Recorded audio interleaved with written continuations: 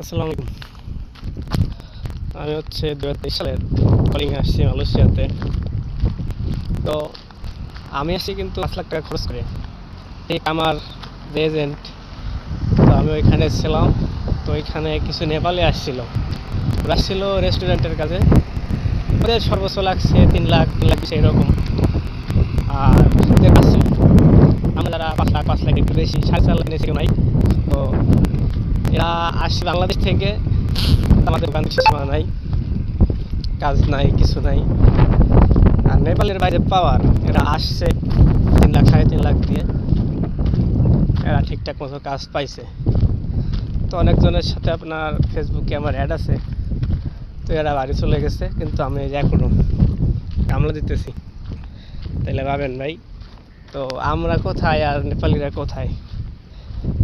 মানে 10টা নেপালি এক ক্ষেত্রে থাকতে পারে, 2টা বাংলাদেশ এক লগে থাকতে পারে না এই বিদেশের মাটিতে। বাঙালির মধ্যেই ভাই ভেজাল। আর আমরা যে এই মালয়েশিয়াতে আসছি কিংবা অন্যান্য দেশে যাই, নেপালিদের ভাই যে পাওয়ার, এদের আপনার হাই কমিশন বলেন আর যাই বলেন, তো এরা অল্প টাকায় আসে এবং কয়দিন কাজ কাম করে আবার চলে যায়।